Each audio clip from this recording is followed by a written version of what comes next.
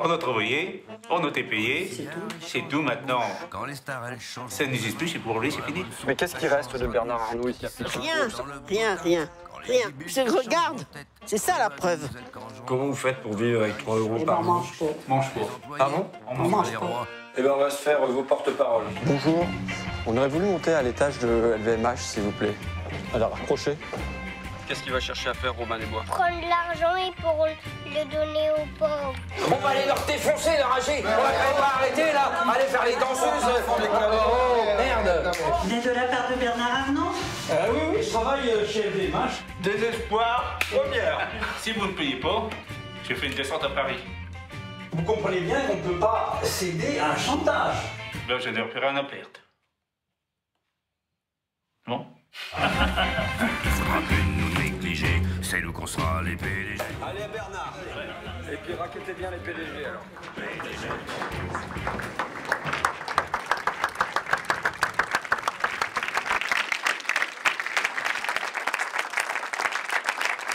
Merci beaucoup. Alors, ce que je dis tout le temps, d'habitude, je le dis le soir parce que je ne fais pas des séances l'après-midi. Le film, il est dédié à toutes les Marie-Hélène parce qu'il n'y aurait pas de film s'il n'y avait pas eu Marie-Hélène Bourlard. Parce que malheureusement, des clures, il y en a pas mal dans ce pays. Et puis des gens qui font des films et des livres, il y en a pas mal aussi. Maintenant, c'est Marie-Hélène qui, en l'occurrence, a permis de rendre visible cette France invisible, servir de médiatrice pour ça. Et ensuite, il n'y aurait pas de victoire sans Marie-Hélène, puisque la victoire, on le voit, vous n'allez pas faire un barbecue dans le jardin avec Fakir et la CGT. Ce qui fait peur à LVMH, un peu, c'est la jonction de l'immense et internationalement reconnu journal Fakir. Et d'une fraction du mouvement ouvrier incarné par Marie-Hélène. Donc vous pouvez au moins autant applaudir Marie-Hélène que vous m'avez applaudi. Voilà, je vous remercie. Bonsoir Wilfred, bonjour. Alors, Merci Patron sort en salle ce mercredi. Vous en faites la promo et vous l'avez accompagné en tournée un peu partout en France depuis quelques semaines déjà, ce film. Et là, vous sortez juste d'une interview dans la radio d'Arnaud Lagardère, interview qui a été une épopée en elle-même, puisque après avoir été décommandé de cette même radio, vous y êtes allé finalement ce midi. Alors comment vous vous sentez? Ouais, pour moi, c'est quelque chose de périphérique. Maintenant, en un sens, le film, il sort de la même manière qu'il s'est fabriqué. C'est-à-dire que, d'une part, il s'est fabriqué quand même avec un grand goût du jeu. Et moi, je ne peux pas voir autre chose entre ce qui s'est passé ce week-end et la manière dont j'ai tenté d'intervenir aujourd'hui. Il y a un grand goût du jeu aussi.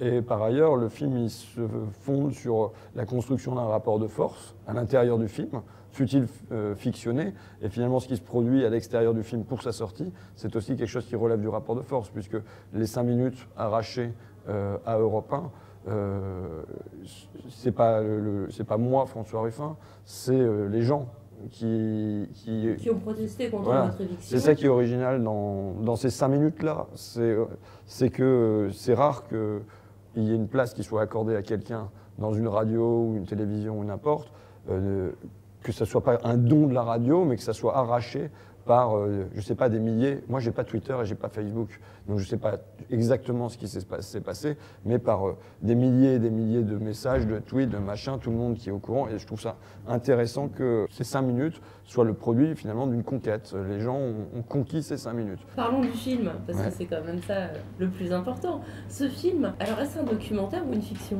Non, c'est un documentaire, il n'y a aucun doute là-dessus. La part de fiction, finalement, elle est inscrite dans le documentaire. Donc non, c'est 100% un documentaire. Maintenant, c'est vrai que comme ce qui s'y passe est assez incroyable, les gens peuvent croire que la réalité dépassant la fiction, ils peuvent croire que ça a de la fiction. Compte tenu aussi de la nature des personnages qui arrivent, notamment d'un personnage, où je pense que maintenant, on n'en a plus des comme ça, des acteurs de cette trempe-là. C'est le cinéma des années 60 en noir et blanc, c'est du Lino Ventura, c'est du André Pousse, enfin, on a l'impression, voilà, on est dans les tontons flingueurs avec Blier et tout ça. Le barbecue dans le jardin, vous n'allez pas le faire avec Fakir à la CGT, c'est... Ah non, ça, vous me le donnez pas. Nous, la CGT, on est beaucoup, on ne peut rien avec la CGT, nous.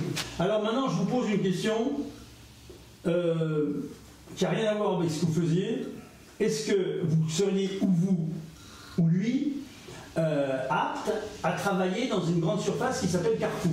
Parce que le président, Bernard Arnault, et je vais y aller aussi demain matin, voir celui qui peut me faire le coup. Il est actionnaire majoritaire, vous le savez, dans Carrefour. Donc, je peux avoir une action sur Carrefour. Enfin, une action, je ne parle pas d'une action en banque. Je parle d'une action comme une action. Vous faites allusion à celui qui est envoyé par Bernard Arnault pour négocier avec la famille Clure. Famille Clure que vous soutenez dans ce film pour qu'il fasse pression sur Bernard Arnault pour obtenir de quoi payer leurs dettes. Parce que quand vous rencontrez ces gens, ils vivent dans un état d'angoisse extraordinaire. On est sur le point de leur prendre leur maison et ils ont été licenciés 4 ans auparavant d'un sous-traitant de Bernard Arnault. Et donc vous décidez de monter un coup avec eux. Alors comment ça s'est fait ça? D'une part, qu'on décide d'agir pour eux, ça s'est fait très rapidement. Je veux dire, je suis rentré chez eux et 1 minute après, il y avait un espèce de contrat. C'était nous, on fera tout pour vous sortir de la merde, mais on fera un film, en gros. Et donc, on a tout fait pour les sortir de la merde. Et après, la manière dont s'est monté le piège, d'une part, c'est aussi Bernard Arnault qui l'a monté. Nous, on a fait en fonction des réactions de l'adversaire. On s'est adapté, notre lutte s'est adaptée au terrain qu'on nous proposait. Et en fonction de ça, on a construit il a participé au scénario, quoi. C'est un scénario qui s'écrit à 2. C'est comme une partie d'échecs. Une partie d'échecs, ça s'écrit avec la personne, ou une partie de poker, puisqu'on est peut-être plutôt dans un grand bluff, quoi. Absolument. Mais c'est vrai que le scénario est absolument parfait, avec des rebondissements. Alors voilà, c'est un film pour tout le monde, hein. C'est pas que les militants qui doivent aller le voir. Ceux qui aiment les dessins animés, ceux qui aiment les films en noir et blanc des années 60, ceux qui aiment les films de gangsters, peuvent y aller. Hein. Et même la comédie, enfin, je pense que c'est avant tout une comédie. Les gens rient beaucoup, ils passent de l'émotion, puisque ce film rend visible une France invisible et souffrante. Donc ça passe, il y a une émotion qui passe, mais je dirais que ça prend d'autant plus de relief qu'on n'est pas là pour pleurer misère, mais d'abord qu'on est là pour agir ensemble, et qu'ensuite on est là pour... il y a beaucoup de rire, je veux dire, les gens rient énormément. Il y a plein de monde qui dit, ça fait des années que j'ai pas ri autant au cinéma. Voilà, et pour une fois, les pauvres ne sont pas présentés de manière misérabiliste. Pourtant, alors ils sont bien pauvres, hein. Ils n'ont rien, ils vivent avec moins que rien. Ils ont des petites ambitions en termes d'argent, c'est même ça qui est presque le plus touchant dans le film, c'est quand on les entend dire, ou avec 1000 €, ceux qui s'en sortent pas, je me demande comment ils font. Ça, c'est une phrase extrêmement touchante du film. Mais en même temps, vous les coachez, et puis ils se battent, et puis ils gagnent. Et ça, vous y croyez, vous, quand vous avez commencé le film? Qu'on allait les sauver? Ouais. Ah oui. Oui. Vous savez, quand vous vous retrouvez le nez collé à une injustice comme celle-là, moi je sais que je ne lâcherai pas.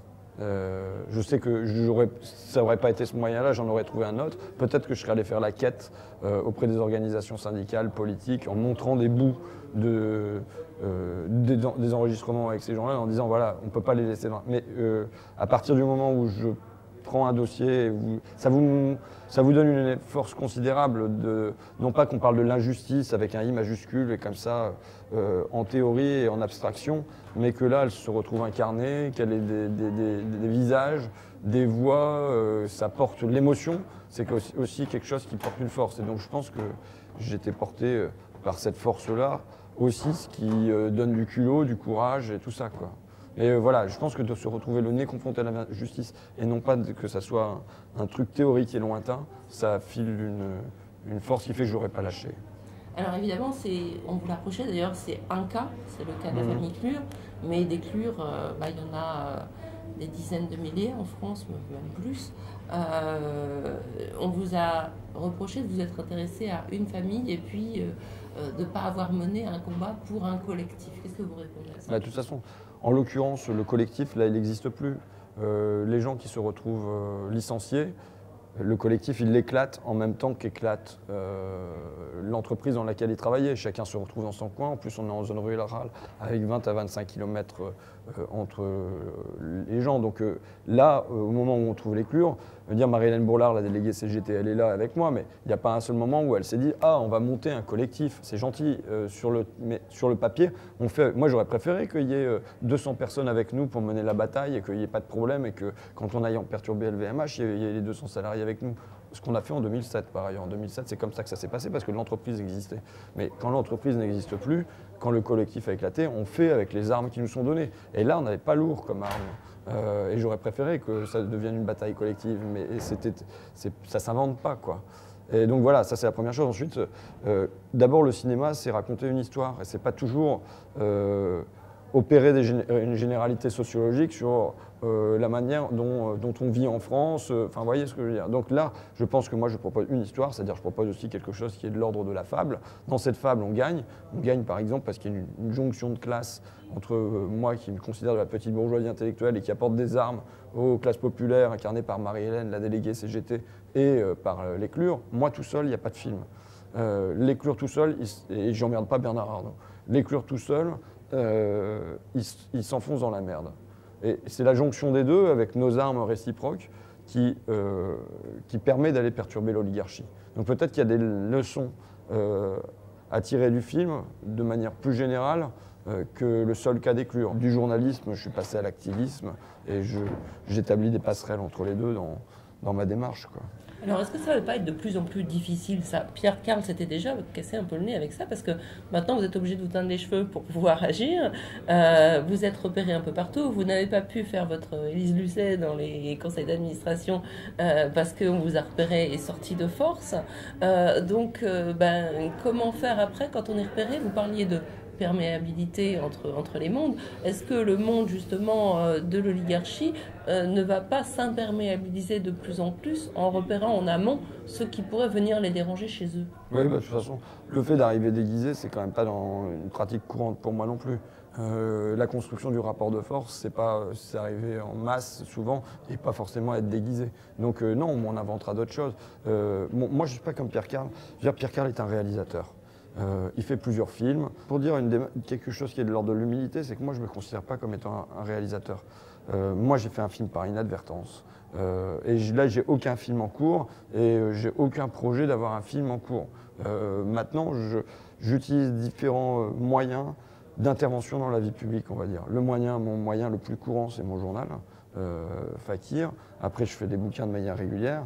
J'organise des réunions. Là on tente de faire le réveil des betteraves à Amiens, enfin voilà. C'est quoi le réveil des betteraves? C'est de dire on ne peut pas avoir eu 42% de vote Front National à l'automne sans réagir, mais en tentant de réagir voilà, je veux dire, là en plus il y a les Goodyear qui se rajoutent là-dessus. Nous dans la Somme, ça fait 3 décennies qu'on se prend la mondialisation droit dans la tronche. Il y a une boîte qui va encore fermer à Ham, c'est Stapag. On a eu les Conti devant le même tribunal à Amiens. On a tout vu partir toutes les usines, y compris les chips, pour qu'on perde même les chips en Picardie. Bon voilà, à un moment il faut qu'on se réveille et qu'on leur file des coups de pied au cul, quoi. En plus on envoie au gouvernement 2 secrétaires d'État d'Amiens. Je ne pense pas que les gens ils ont du tout voté pour avoir des secrétaires d'État dans ce gouvernement, quoi. Donc voilà, c'est un espèce de ça suffit très global. Moi je suis pour un mouvement populiste. Je pense qu'il manque un mouvement populiste de gauche, mais qui ramasse du ça suffit. Il faut voilà. Et qui ramasse pour en faire quoi?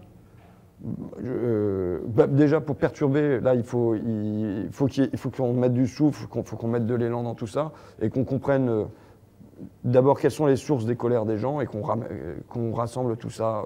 Et là je veux dire les querelles entre les organisations politiques, c'est un motif de découragement, quoi. C'est pour ça que aussi mon film il peut faire du bien, c'est que c'est un temps tellement, on vit des temps tellement moroses à gauche. Voilà, là il y a quelque chose qui n'est pas morose et les gens ils en ressortent avec la patate, quoi, avec la frite même on peut dire, parce que la frite est un personnage largement présent dans le film, mais voilà, ils en ressortent avec de l'enthousiasme, de la joie, et je pense que s'il n'y a pas ça, il n'y a rien, quoi.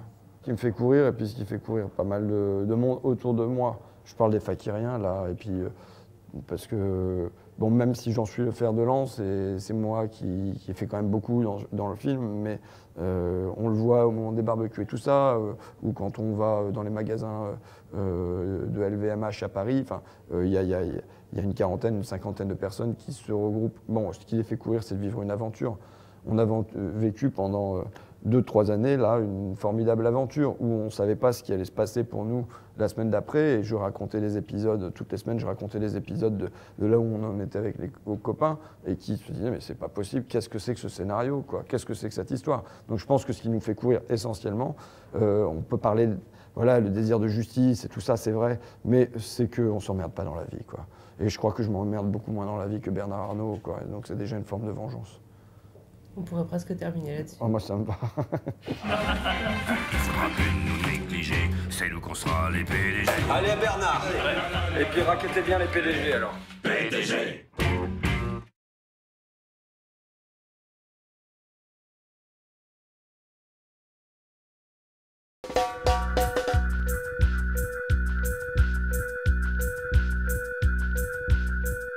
Nous, on est des pions.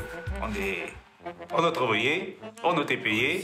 C'est tout maintenant. Quand les stars elles chantent. Ça n'existe plus, c'est pour lui, c'est fini. Mais qu'est-ce qui reste de Bernard Arnault ici? Rien. Regarde, c'est ça la preuve. Comment vous faites pour vivre avec 3 € par mois? Mange pas. Ah bon? On mange pas. Eh ben on va se faire vos porte-paroles. Bonjour, on aurait voulu monter à l'étage de LVMH s'il vous plaît. Alors approchez. Qu'est-ce qu'il va chercher à faire Robin des Bois? Prendre l'argent et pour le donner aux pauvres. On va aller leur défoncer, leur rager. On va quand même pas arrêter là. Allez faire les danseuses. Oh merde. Vous êtes de la part de Bernard Arnault? Oui, je travaille chez LVMH. Désespoir, première. Si vous ne payez pas, je fais une descente à Paris. Vous comprenez bien qu'on ne peut pas céder à un chantage. Ben, je n'ai plus rien à perdre. Bon. Faudra plus nous négliger, c'est nous qu'on sera les PDG. Allez Bernard. Et puis raquettez bien les PDG alors.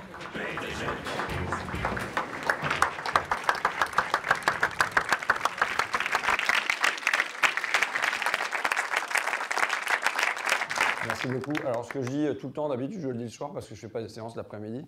Le film, il est dédié à toutes les Marie-Hélène parce qu'il n'y aurait pas de film s'il n'y avait pas eu Marie-Hélène Bourlard. Parce que malheureusement, des clures, il y en a pas mal dans ce pays. Et puis des gens qui font des films et des livres, il y en a pas mal aussi. Maintenant, c'est Marie-Hélène qui, en l'occurrence, a permis de rendre visible cette France invisible, servir de médiatrice pour ça. Et ensuite, il n'y aurait pas de victoire sans Marie-Hélène, puisque la victoire, on le voit, vous n'allez pas faire un barbecue dans le jardin avec Fakir et la CGT. Ce qui fait peur à LVMH, un peu, c'est la jonction de l'immense et internationalement reconnu journal Fakir et d'une fraction du mouvement ouvrier incarnée par Marie-Hélène. Donc vous pouvez au moins autant applaudir Marie-Hélène que vous m'avez applaudi. Voilà, je vous remercie. Bonsoir Wilfred, bonjour. Alors, merci Patron sort en salle ce mercredi. Vous en faites la promo et vous l'avez accompagné en tournée un peu partout en France depuis quelques semaines déjà, ce film. Et là, vous sortez juste d'une interview dans la radio d'Arnaud Lagardère, interview qui a été une épopée en elle-même, puisque après avoir été décommandé de cette même radio, vous y êtes allé finalement ce midi. Alors, comment vous vous sentez? Ouais, pour moi, c'est quelque chose de justice comme celle-là. Moi, je sais que je ne lâcherai pas.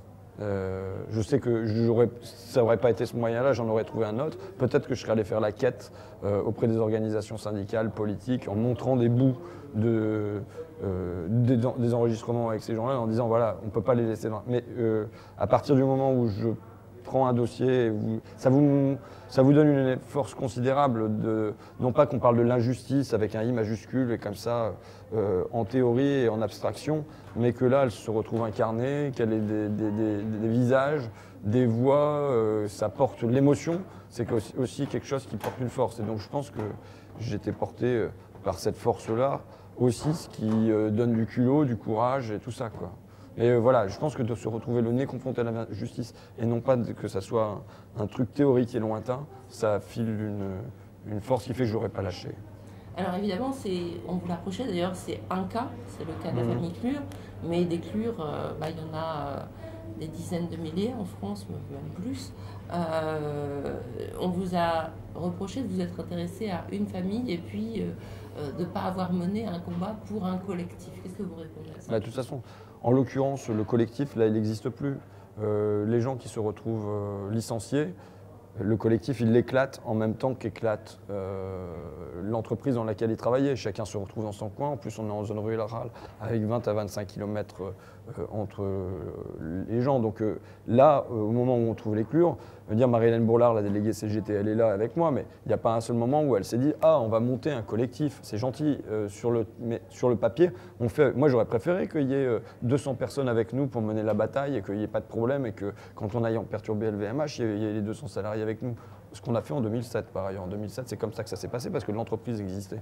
Mais quand l'entreprise n'existe plus, quand le collectif a éclaté, on fait avec les armes qui nous sont données. Et là, on n'avait pas lourd comme arme. Et j'aurais préféré que ça devienne une bataille collective, mais ça ne s'invente pas, quoi. Et donc voilà, ça c'est la première chose. Ensuite, d'abord le cinéma, c'est raconter une histoire. Et c'est pas toujours opérer une généralité sociologique sur la manière dont on vit en France. Enfin, vous voyez ce que je veux dire. Donc là, je pense que moi, je propose une histoire, c'est-à-dire je propose aussi quelque chose qui est de l'ordre de la fable. Dans cette fable, on gagne. On gagne, par exemple, parce qu'il y a une jonction de classe entre moi, qui me considère de la petite bourgeoisie intellectuelle et qui apporte des armes aux classes populaires, incarnées par Marie-Hélène, la déléguée CGT, et par l'éclure. Moi, tout seul, il n'y a pas de film. Le périphérique. Maintenant, en un sens, le film, il sort de la même manière qu'il s'est fabriqué. C'est-à-dire que d'une part, il s'est fabriqué quand même avec un grand goût du jeu. Et moi, je ne peux pas voir autre chose entre ce qui s'est passé ce week-end et la manière dont j'ai tenté d'intervenir aujourd'hui. Il y a un grand goût du jeu aussi.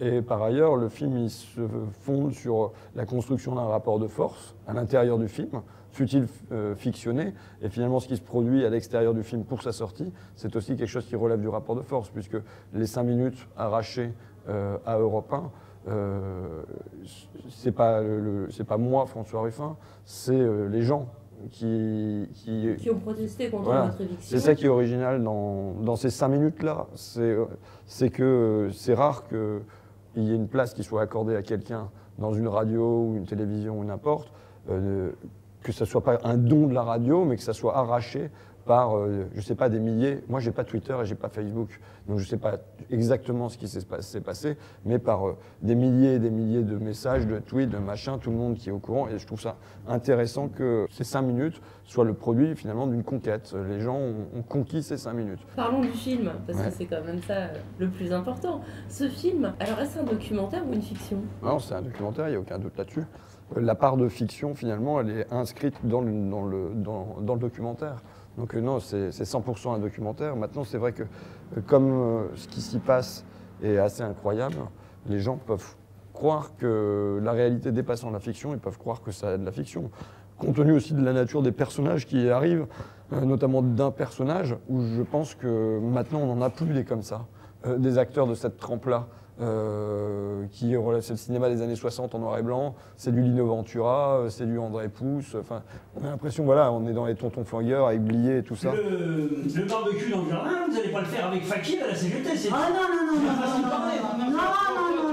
ça, vous me le donnez pas. Nous, la CGT, on est beaucoup, on ne peut rien avec la CGT, nous. Alors maintenant, je vous pose une question qui n'a rien à voir avec ce que vous faisiez. Est-ce que vous seriez, ou vous, ou lui, apte à travailler dans une grande surface qui s'appelle Carrefour? Parce que le président, Bernard Arnault, et je vais y aller aussi demain matin, voir celui qui peut me faire le coup, il est actionnaire majoritaire, vous le savez, dans Carrefour. Donc, je peux avoir une action sur Carrefour. L'éclure tout seul, et j'emmerde pas Bernard Arnault, l'éclure tout seul, il s'enfonce dans la merde. Et c'est la jonction des deux avec nos armes réciproques qui permet d'aller perturber l'oligarchie. Donc peut-être qu'il y a des leçons à tirer du film de manière plus générale que le seul cas d'éclure. Du journalisme, je suis passé à l'activisme et j'établis des passerelles entre les deux dans ma démarche, quoi. Alors, est-ce que ça ne va pas être de plus en plus difficile, ça? Pierre Carles s'était déjà cassé un peu le nez avec ça, parce que maintenant, vous êtes obligé de vous teindre les cheveux pour pouvoir agir. Vous êtes repéré un peu partout. Vous n'avez pas pu faire votre Élise Lucet dans les conseils d'administration parce qu'on vous a repéré et sorti de force. Donc, comment faire après quand on est repéré? Vous parliez de perméabilité entre les mondes. Est-ce que le monde justement de l'oligarchie ne va pas s'imperméabiliser de plus en plus en repérant en amont ceux qui pourraient venir les déranger chez eux? Oui, de toute façon, le fait d'arriver déguisé, c'est quand même pas dans une pratique courante pour moi non plus. La construction du rapport de force, c'est arrivé en masse souvent et pas forcément être déguisé. Donc non, on inventera d'autres choses. Moi, je ne suis pas comme Pierre Carles. Je veux dire, Pierre Carles est un réalisateur. Il fait plusieurs films. Pour dire quelque chose qui est de l'ordre de l'humilité, c'est que moi, je ne me considère pas comme étant un réalisateur. Moi, j'ai fait un film par inadvertance. Et là, j'ai aucun film en cours et j'ai aucun projet d'avoir un film en cours. Maintenant, j'utilise différents moyens d'intervention dans la vie publique, on va dire. Mon moyen le plus courant, c'est mon journal, Fakir. Après, je fais des bouquins de manière régulière. J'organise des réunions. Là, on tente de faire le réveil des betteraves à Amiens. Enfin, voilà. C'est quoi le réveil des betteraves? C'est de dire on ne peut pas avoir eu 42% de vote Front National à l'automne sans réagir, mais en tentant de réagir. Voilà, je veux dire, là, en plus, il y a les goudilleurs qui se rajoutent là-dessus. Nous, dans la Somme, ça fait 3 décennies qu'on se prend la mondialisation droit dans la tronche. Il y a une boîte qui va encore fermer à Ham, c'est Stapag. On a eu les Conti devant le même tribunal à Amiens. On a tout vu partir, toutes les usines, y compris les chips, pour qu'on perde même les chips en Picardie. Bon, voilà, à un moment, il faut qu'on se réveille et qu'on leur file des coups de pied au cul, quoi. En plus, on envoie au gouvernement 2 secrétaires d'État d'Amiens. Je ne pense pas que les gens ils ont du tout voté pour avoir des secrétaires d'État dans ce gouvernement, quoi. Donc voilà, c'est un espèce de ça suffit très global. Moi, je suis pour un mouvement populiste. Je pense qu'il manque un mouvement populiste. Je ne parle pas d'une action normale. Je parle d'une action comme une action. Vous faites allusion à celui qui est envoyé par Bernard Arnault pour négocier avec la famille Clure. Famille Clure que vous soutenez dans ce film pour qu'il fasse pression sur Bernard Arnault pour obtenir de quoi payer leurs dettes. Parce que quand vous rencontrez ces gens, ils vivent dans un état d'angoisse extraordinaire. On est sur le point de leur prendre leur maison et ils ont été licenciés 4 ans auparavant d'un sous-traitant de Bernard Arnault. Et donc vous décidez de monter un coup avec eux. Alors comment ça s'est fait, ça? D'une part, qu'on décide d'agir pour eux, ça s'est fait très rapidement. Je veux dire, je suis rentré chez eux et 1 minute après, il y avait un espèce de contrat. C'était nous, on fera tout pour vous sortir de la merde, mais on fera un film, en gros. Et donc, on a tout fait pour les sortir de la merde. Et après, la manière dont s'est monté le piège, d'une part, c'est aussi Bernard Arnault qui l'a monté. Nous, on a fait en fonction des réactions de l'adversaire. On s'est adapté, notre lutte s'est adaptée au terrain qu'on nous proposait. Et en fonction de ça, on a construit il a participé au scénario, quoi. C'est un scénario qui s'écrit à 2. C'est comme une partie d'échecs. Une partie d'échecs, ça s'écrit avec la personne, ou une partie de poker, puisqu'on est peut-être plutôt dans un grand bluff, quoi. Absolument. Mais c'est vrai que le scénario est absolument parfait, avec des rebondissements. Alors voilà, c'est un film pour tout le monde, hein. C'est pas que les militants qui doivent aller le voir. Ceux qui aiment les dessins animés, ceux qui aiment les films en noir et blanc des années 60, ceux qui aiment les films de gangsters, peuvent y aller. Hein. Et même la comédie, enfin, je pense que c'est avant tout une comédie. Les gens rient beaucoup, ils passent de l'émotion, puisque ce film rend visible une France invisible et souffrante. Donc ça passe, il y a une émotion qui passe, mais je dirais que ça prend d'autant plus de relief qu'on n'est pas là pour pleurer misère, mais d'abord qu'on est là pour agir ensemble, et qu'ensuite on est là pour... il y a beaucoup de rire, je veux dire, les gens rient énormément. Il y a plein de monde qui disent, ça fait des années que j'ai pas ri autant au cinéma. Voilà, et pour une fois, les pauvres ne sont pas présentés de manière misérabiliste. Pourtant, alors ils sont bien pauvres, hein. Ils n'ont rien, ils vivent avec moins que rien. Ils ont des petites ambitions en termes d'argent, c'est même ça qui est presque le plus touchant dans le film, c'est quand on les entend dire, ou avec 1000 €, ceux qui s'en sortent pas, je me demande comment ils font. Ça, c'est une phrase extrêmement touchante du film. Mais en même temps, vous les coachez, et puis ils se battent, et puis ils gagnent. Et ça, vous y croyez, vous, quand vous avez commencé le film? Qu'on allait les sauver? Ouais. Ah oui. Oui. Vous savez, quand vous vous retrouvez le nez collé à une injustice,